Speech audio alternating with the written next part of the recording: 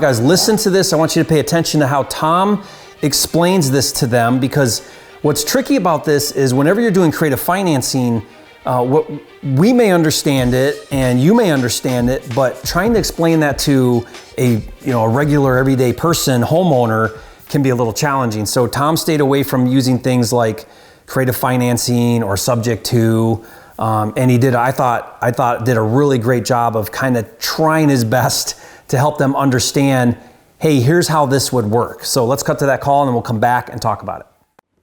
Hello? Hi, is this Sandy? This is? Hey, Sandy, it's Tom Robinson. How are you? I'm good. Good. I met my husband John here as well. Oh, awesome. Hey, good to meet you both. So, yeah, thanks so much for taking my call. I know you guys have talked with Cody. He works for me, and how's he been? Has he been pretty good working with? Yeah, he actually has been, but we've got some questions for you. Okay. So, where are we at right now? Yeah, great question. So here's the concern that I'm up against, and this is what I wanted to ask, if it's even a possibility. So right now, when we do a deal, we are sourcing our financing, and there's financing costs that go along with that.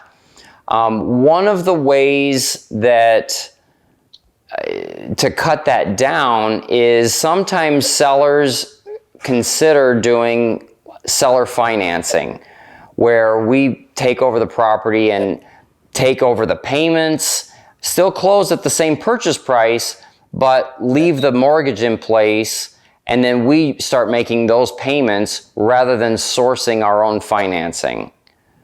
And so I was calling to see, is that even a possibility that you guys would consider? Yeah, we would have to discuss that. Okay. Yeah, that would open up some doors for us. Essentially what happens is we source our money, it costs us money, but if we can utilize existing financing that's there, we can essentially pass that savings on to the seller, and you guys benefit, we benefit, and it just makes the deal work even better, if that's even a possibility. What would the cost be? Cost to do that? Yeah, or just the benefit it would be for us. Sure, absolutely. So as I'm running our numbers, the numbers are just looking, tight. And so if they get too tight, then it just doesn't make sense on our end. And so we may not be able to actually do the deal.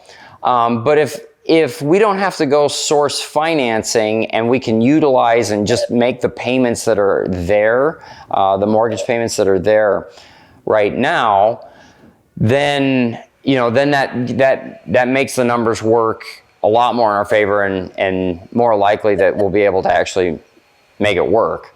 Now, a couple things on this end here. So with the HOA says that we can't rent the property for at least 2 years without it being owner occupied. Is that correct? Yes. Okay. All right. So in that case, then we definitely, there's two options for us to look at an investment on this property. One is we take over the payments and do our thing and quickly sell it. And so it would not be out there for a long period of time. That mortgage wouldn't be out there for a long time. The other option is, and I don't know if this is something that would be considered, but doing a contract for deed, meaning you guys have already owned it for more than 2 years, correct? Yeah, I've owned it since 2006. Okay, and it was a primary residence for at least 2 of those years? Yeah. Okay, so the other option could be, do we do a contract for deed where the ownership stays in your name, we make payments to you, but we have a contract that says after a certain amount of time, we then will actually close on the property at some future date. But the purchase price is $87,000 today, and we'll pay that, over time in the future. Does that make sense? Yeah. Yes. Okay. So essentially what that would enable us to do is we could then rent the property out, because you guys are still technically the owners of the property, and we're making payments to you in order to purchase it. Yeah, that's what you mean.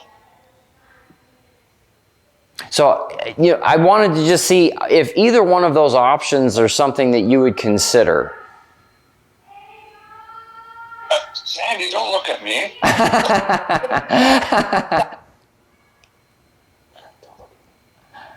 Do you guys want to spend some time and think about it? And Yeah, we do. okay. We do. Yeah, I totally understand. And to be honest and upfront with you, this is not the conventional way of doing real estate. And when I say conventional, it's not just the common way, but it's some creative ways that we can create win-win solutions that we can make some things happen. And everything would still go through proper channels with title company and all the official approvals and we'd be on the up and up with this, but it just opens the doors for some other creative solutions to make things happen. Okay. Okay. Yeah, I think we need to just chat about the conversation that we've had here, and then kind of make a decision and let you know which way we want to go. Okay. Awesome. I really appreciate it. All right, I'm sure talking to you tomorrow. Okay.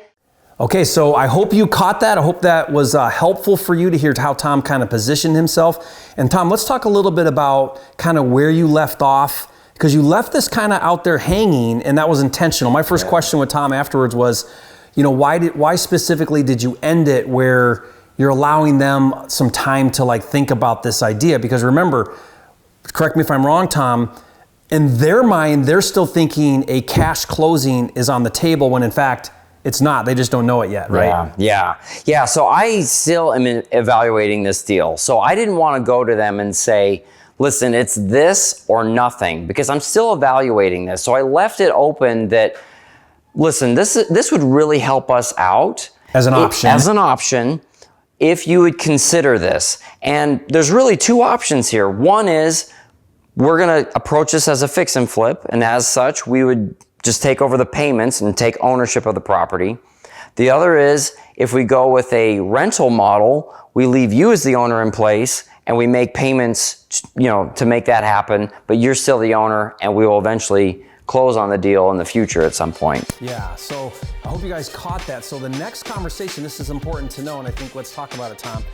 Your next conversation with them is going to be I'm guessing, hey, listen, guys, let's say they come back and they say, hey, you know what? We're totally fine with that idea. That's great. You're going to say, okay, perfect.